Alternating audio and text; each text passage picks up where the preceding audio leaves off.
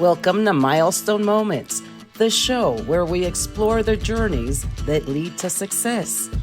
I'm Sheila Slick, your host and founder of 5 Milestones. In every episode, we will bring you insights from the minds of entrepreneurs, leaders, and experts who will share not just their expertise, but the milestone moments that have reshaped their journeys and led to significant achievements. So if you're looking for motivation, you're in the right place. Subscribe now and discover the milestones that mark the path to success. Welcome to another episode of Milestone Moments in Business and Leadership. I'm your host, Sheila Slick, and today my special guest is Andrew Ackerman. Andrew has founded 2 startups, invested in over 70 early stage companies, and he has mentored hundreds of founders through accelerators and in the classroom. Andrew has published over 60 articles for Fortune, Forbes, PropModo, CRE Tech, Alley Watch, and more. And his latest book, The Entrepreneur's Odyssey, turns years of founders' advice into a story you actually want to read. A textbook disguised as a novel about what it really takes to launch a startup. Welcome to the show, Andrew. Thanks for having me. That was a great intro. Well, thank you. And I am seeing the cover of this, The Entrepreneur's Odyssey, and I can't wait to learn more. What's the meaning behind the cover? And tell me all about the book. Sure. So, I'm maybe overly fond of visual puns. Uh, so the cover of the book is an image of a maze, and there's a founder standing in front of it, and he's got a chainsaw, and he's literally hacking his way through the maze. We talk about startups, startups as hackers or cutting through problems in a novel and unique way. Like that's the metaphor I wanted for the cover. So he's with the chainsaw creating his own maze. Just cutting a path straight through, going as direct as possible. But if it's straight through, we all know that entrepreneurs, it's never that easy to go in a straight path, right? You gotta. Yeah, I mean, listen, he can choose. He has a chainsaw. So how is this book different? What would make us want to read it? What is that novel factor about it? Yeah, well, that brings us to the second pun, right? So it's the subtitle is it's a novel approach to startup success because it's written like a novel. And so I'll have a confession to make, right? My confession is that I really don't like business books. Even the ones that are actually quite good often are kind of hard to read. So, it's almost like they have the same ghostwriter in like Indiana who writes it, the same kind of chipper tone of voice, bland but chipper. And it's like anecdote, name drop, name drop, name drop, chapter summary at the end. And to be honest, most of the time, if you just ripped out that half-page chapter summary and just stapled all 30 of those together, you'd have a great 30-page book, and that would be it. But even the good ones, like, it's just hard to read. And as a result, in addition to being hard to read, it's hard to remember. It doesn't really connect with you. So what I found when I first started running accelerator programs and I'm like trying to give advice to startups, I could just tell them like, hey, Sheila, listen, you got this e-commerce company. You're probably going to live and die based on like your click-through rate. Why don't you, instead of like building everything, why don't you just take some Google AdWords a campaign out, go to like a mock-up of the site and just see what happens first. And that was okay. And some startups took that advice. But when I say, listen, I invested in this other company a couple of years ago called whatever. And they were in a very similar situation as you are. Their revenue model, their entire business model depended on being able to get people into their site for under a certain cost per click. They were kind of worried about it and they decided, let's just do a mock-up of the site, et cetera, et cetera, et cetera. So same advice. But one was me just telling them, and one was me telling them about the other startup who did it. And like the take rate on that advice was so much higher through the story because people could identify with it. They understood like, oh, I see that. I see me in that character, right? That's, meaningful to me. It's memorable. So when it came time to like let's just write it all down. I went back to an earlier book that I had in business school called The Goal, which was a novel about business. And I'm like, I have to write the book this way. So the entire book is about a fictional startup from the moment they pitch their idea in like an evening event at a law firm to finding a mentor, to finding their co-founder, to ultimately raising their first round of financing. And all the lessons are embedded in that story. So we all know there's different types of companies, right? We got the brick and mortar and then we got the tech startup. So this entrepreneurial odyssey, is this for someone who has an idea for an innovation, or is it for Joe who wants to start a pressure washing company? Yeah, that's a very good point, right? And I tell people that they're all startups, but the kind of archetypical tech startup that you think of when you think about like, Facebook or, those movies, that's where I live, right? That's the kind of stuff I invest in. That's the kind of stuff I did. But it's actually a very small subset of all the businesses people start. Uh, but really, my book is written to the people running that kind of startup. Now, it's not to say that there aren't lessons there for you in general. And they don't all have to be software startups, right? You could be making a new type of, I don't know, hairbrush, right? A lot of the lessons still apply, but it's definitely geared to the kind of people who are either currently doing something where they're sitting in their office, like, I'm dying here. I have a great idea. I want to go do something new. It's definitely geared to those kinds of entrepreneurs.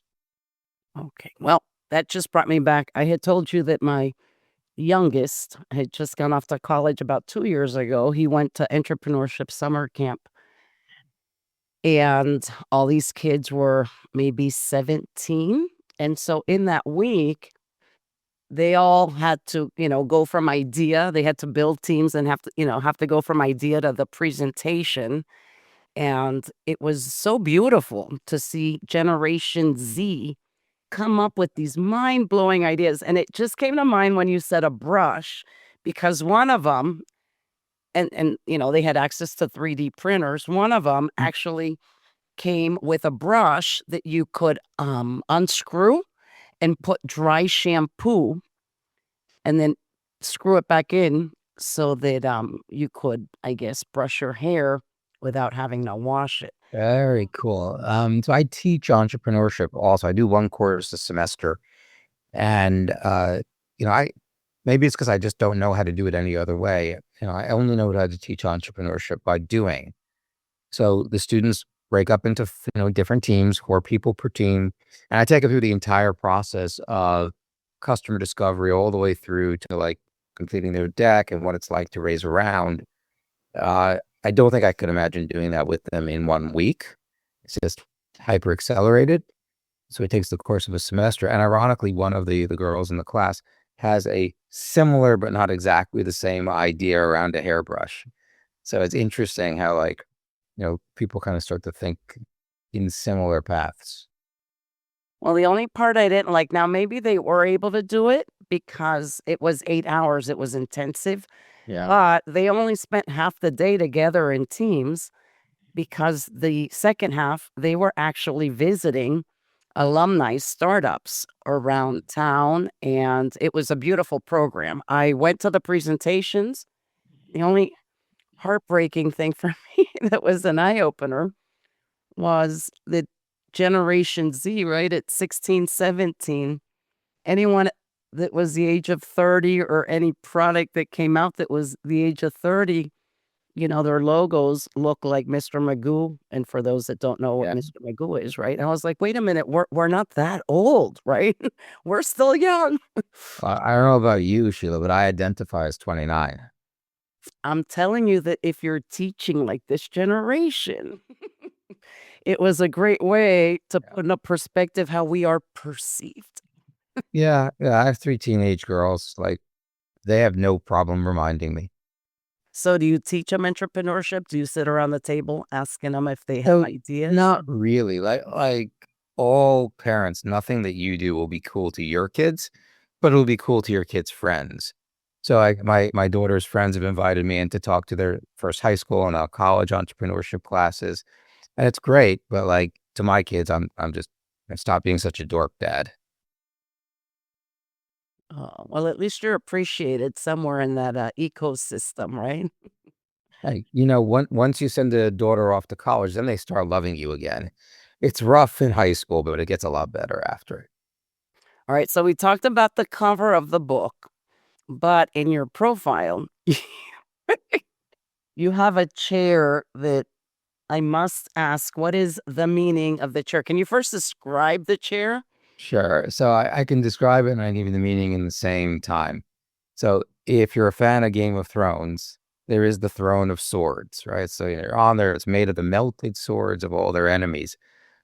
So back in 2015, I was down in Austin for South by Southwest, and that was like heyday of Game of Thrones.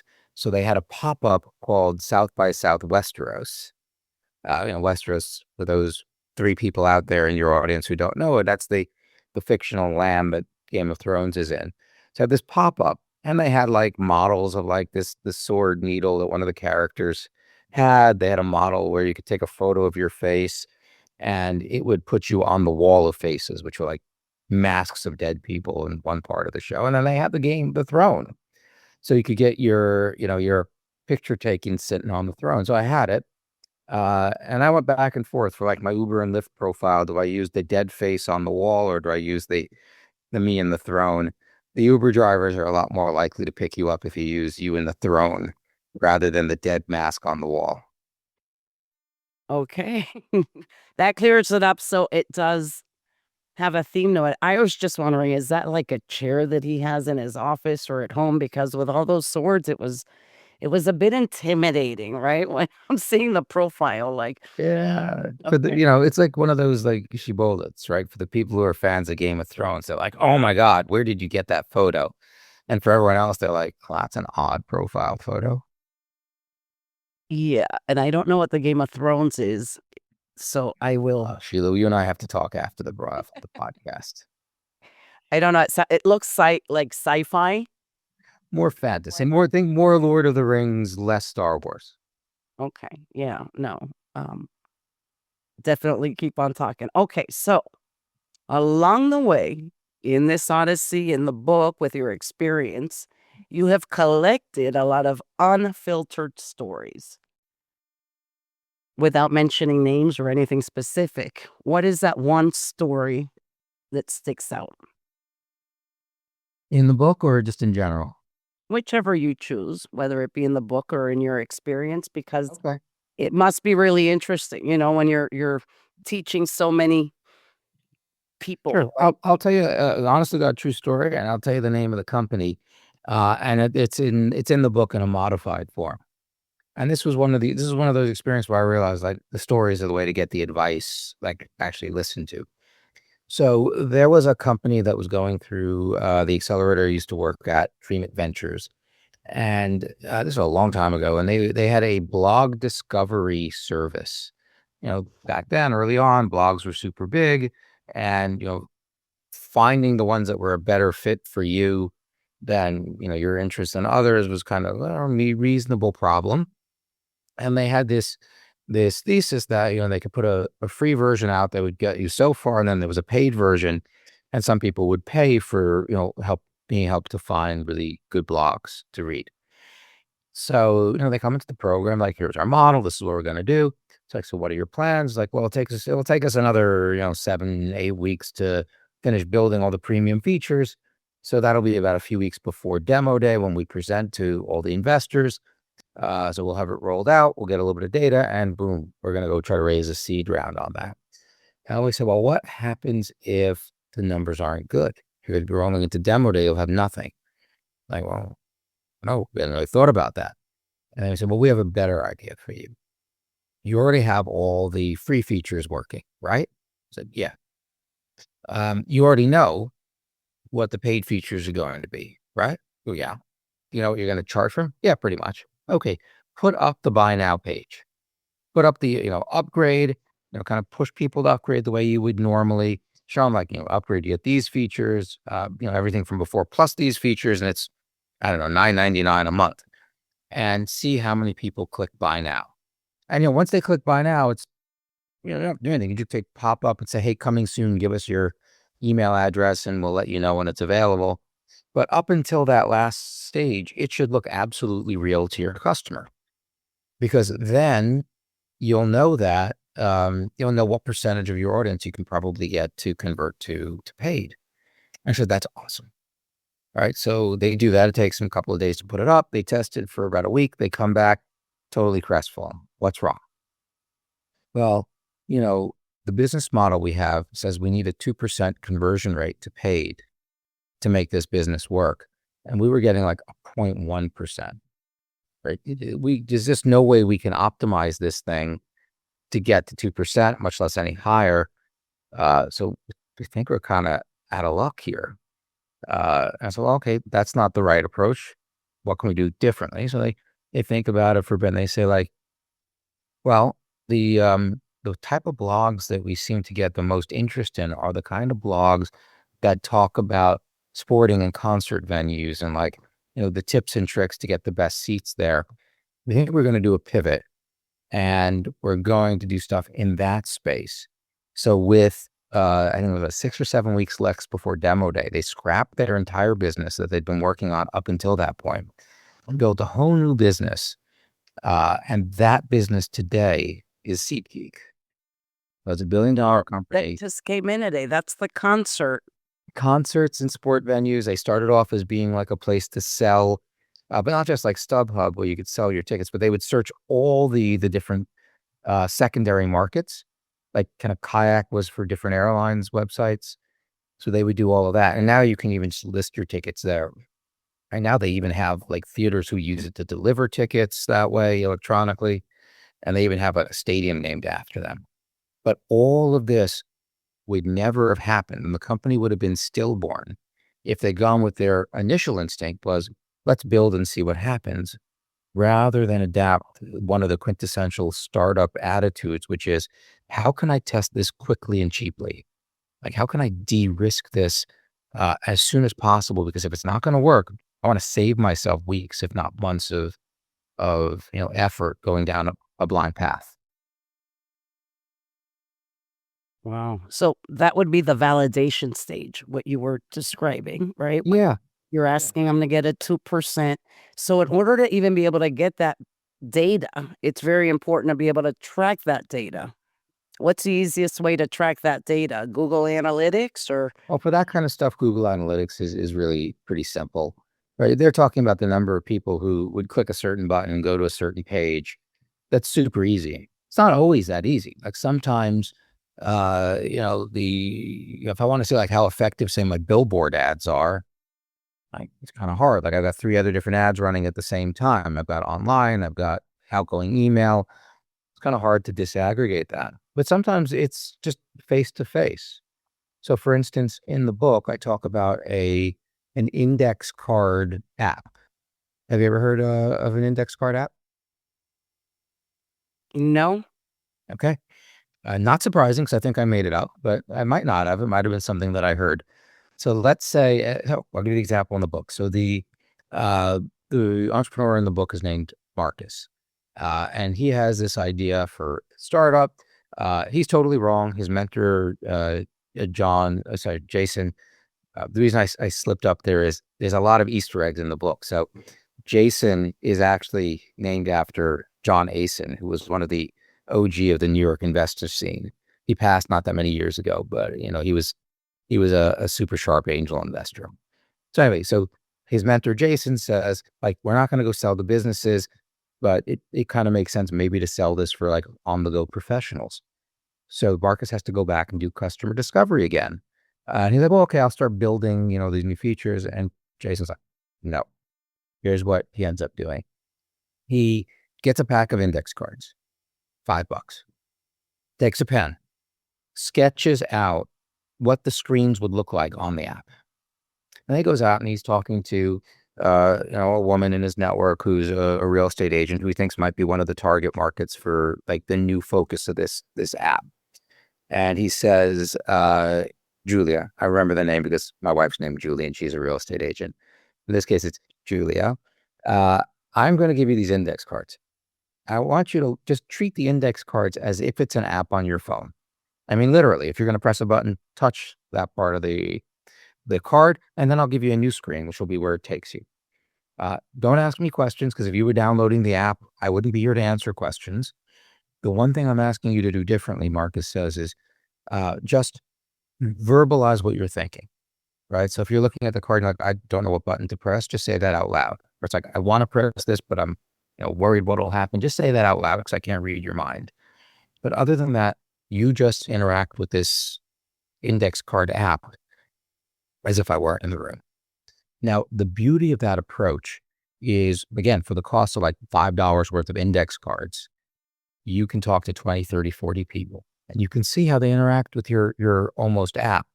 And if none of them click on a certain set of features, either your design was so bad they didn't know what they were, that's why you ask them afterwards, or nobody really needs those features. So why build them?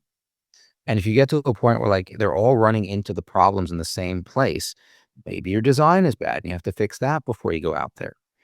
Maybe how you're offering the product doesn't work and you need to change it. But you can get all that feedback before you spend a bunch of time and maybe a bunch of money building. So how are you measuring that? Like you're looking, like you're just absorbing the mind of the customer over 20 or 30 or 40 interviews like that. And all with hand-drawn index cards that represent different screens and buttons. Hang on. Ye Now you can do it with it's called like the technical term if you wanted to do it online is a clickable wireframe. Think of it like a movie storyboard, but interactive. So you could do it with an actual app. Wouldn't take very long to build. You could do it with a website, but you can do it with index cards. So, we know that with AI, everything is evolving real quick. Out of the top of your head, what opportunities do you see in these times with this disruption? Yeah, I'd love someone to come up with a tool that tells ChatGPT to stop pretending it can do things it can't do. That's Sorry, your did role. recently. No, just recently, like I went down. So I've been doing a bunch of podcasts, as you might imagine, and I get sometimes here's like your 30, 50 minute podcast, and I was if if the host or the hostess didn't chop them up and give me highlight reels, I usually just link to it and we're done. But I remember thinking, wouldn't it be really cool if I could just automatically get 5 or 6 highlights, 10-second long clips, and post those? And I'm thinking, well, I don't have time to do all the editing. I said, oh, so ChatGPT, here's my video. Do you think you can like do it? It's like, sure, no problem. Like I'll go through it. I'll identify the clips and then we'll make the little clips. Do you want me to add branding? Do you want me to put like a pre-roll? I'm like, oh, that's really cool. Here's the files for the branding, the pre-roll. And then as we get into it, about like 3 hours later, and I'm like, great, make the clips. And it's like, okay, it'll take me like an hour, come back, nothing. I'm like, what's happening? It's like, oh, I didn't know how to tell you this, but I can't really edit videos. I don't really edit videos. Here's other services you can use. Like, then why the hell did you tell me you could do it? And I said, well, at least you identified automatically a bunch of different segments that I can use. Okay, that's half the battle. And then I go to look at those segments that I identified, and it's absolutely nothing like what it says those clips are. Like, the words don't align. Like the breaks are like right in the middle of a sentence. And I'm like, dude, what's with the bad clipping? Like your time index is off. I was like, oh, I forgot to tell you, I can't really transcribe and understand your video. I was just doing it on the basis the kinds of things you normally say, and this is like indicative. And I'm like, so you did nothing. It's like if I gave work to an intern and they said, yeah, I'll get the spreadsheet for you by tomorrow, and they had no idea how to use Excel and no intention of actually doing it. Okay, I'm done ranting. I'll answer your question for real. Which was what exactly about AI? Oh, because you're so involved, in entrepreneurship and you're teaching and Mhm. startups, what's one opportunity that you see that you can out of the Okay. top of your head? So I mean, it seems like when new technologies come along and they open up a whole new array of opportunities where there were insolvable problems before, like everyone seems to start sprinkling that word on top of their deck. So a couple of years ago, everything was like blockchain, right? Natural language processing, like you're sprinkling fairy dust or seasoning on your startup. So almost all the pitches I get now, with the exception of the robotics one, are all like, oh, we're using AI to do X, Y, Z.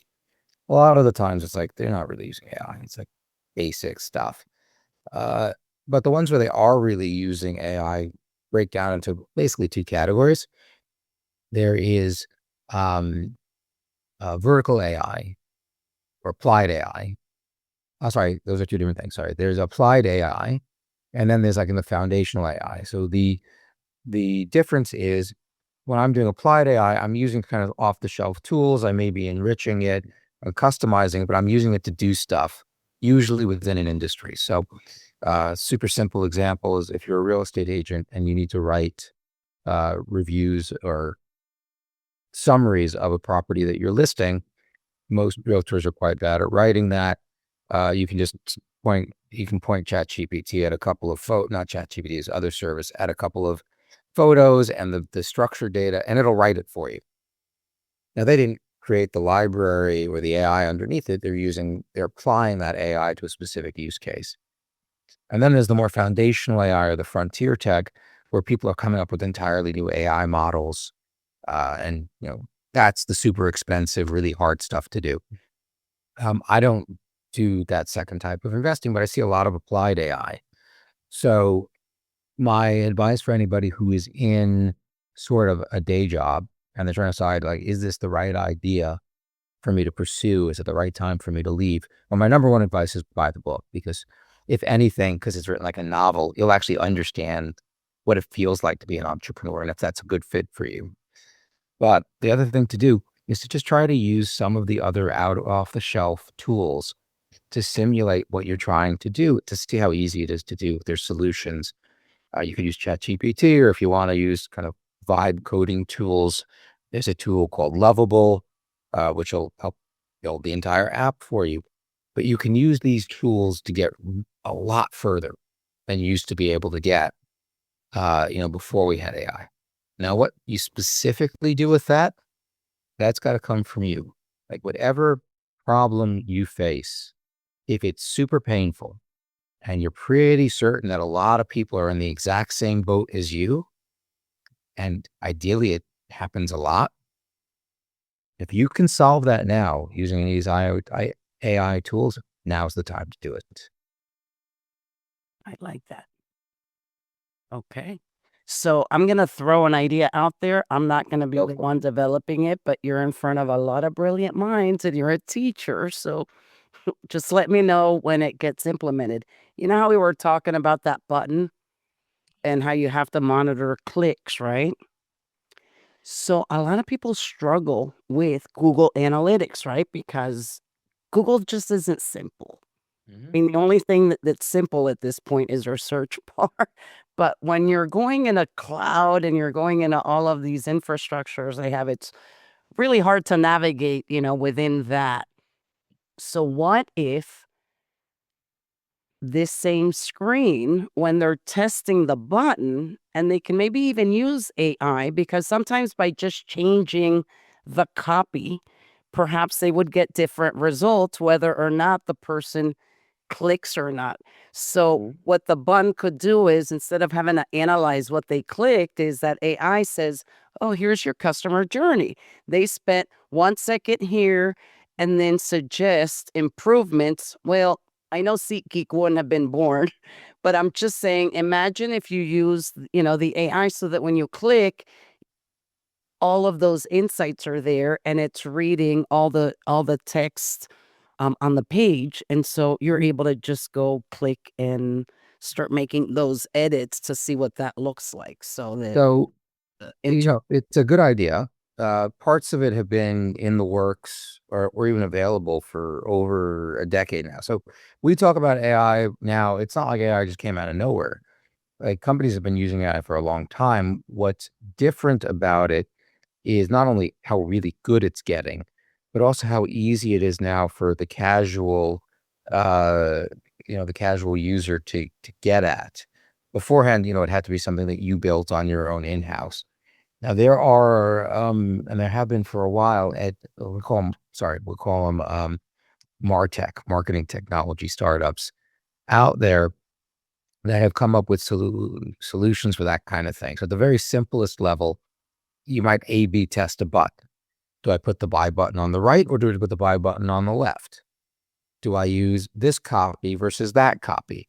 They would just A/B test different pages, and it'll be automated. I think it's even built into Google Analytics.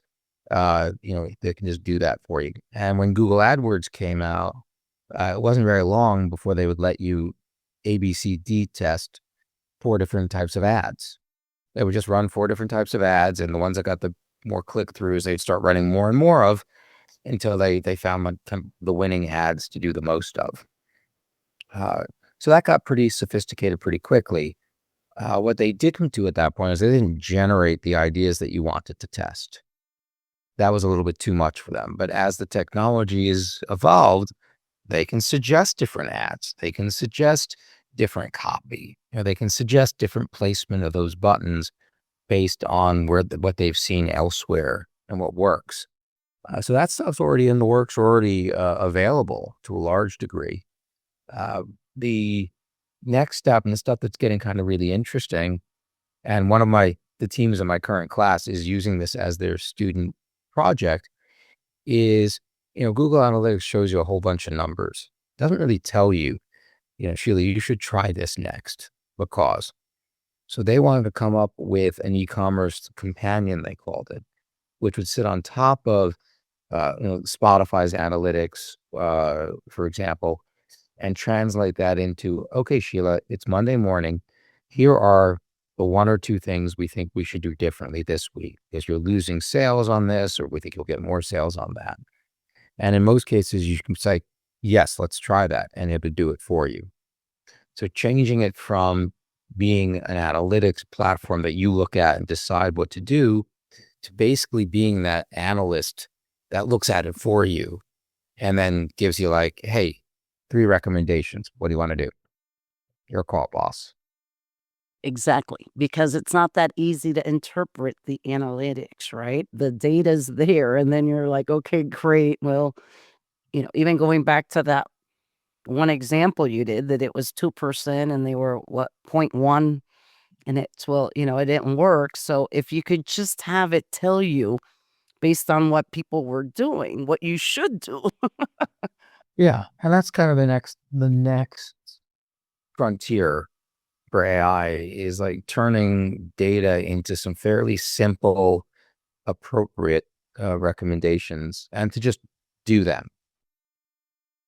All right. So how are you going to wrap this up? What is one lesson that you'd like to leave us with?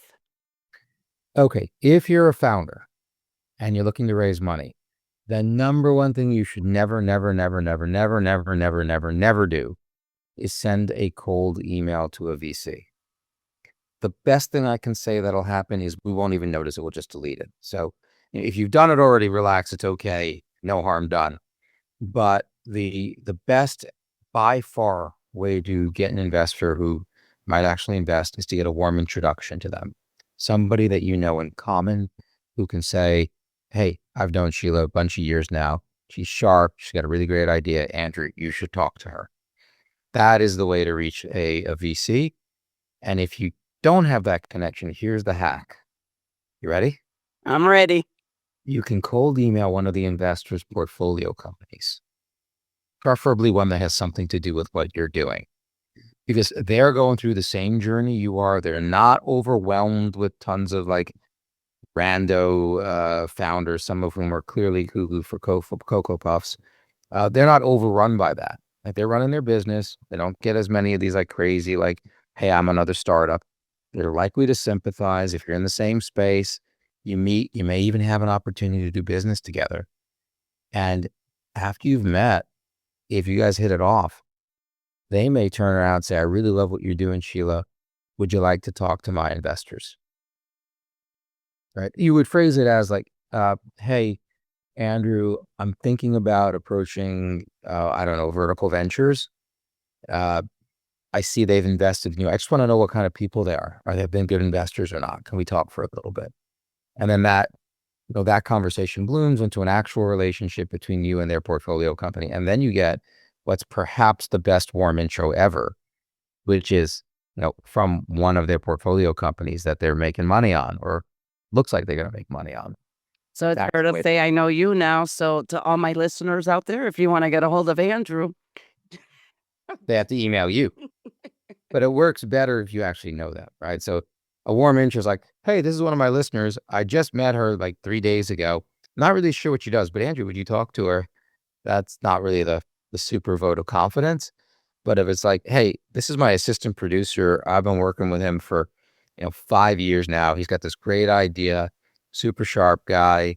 I think the idea is good. Andrew, do you want to take a listen? Like, that's a good intro. well, that was a second tip too. So where can we find you, or how can we Uh, purchase the Entrepreneur's Odyssey? we can find me. It's usually the Upper West Side of Manhattan. But if you're looking for the book, best place to look is on Amazon. If you're interested in just a little bit more background on me, and of course a link to the book, my personal website is Andrew, the letter B as in boy, Ackerman, .com. So you can go there, find out a little bit more about me, and oh yes, you can buy the book through there also. Well, thank you so much for joining me today. Thanks for having me. And thank you all for tuning in to another episode of Milestone Moments in Business and Leadership. Until next time.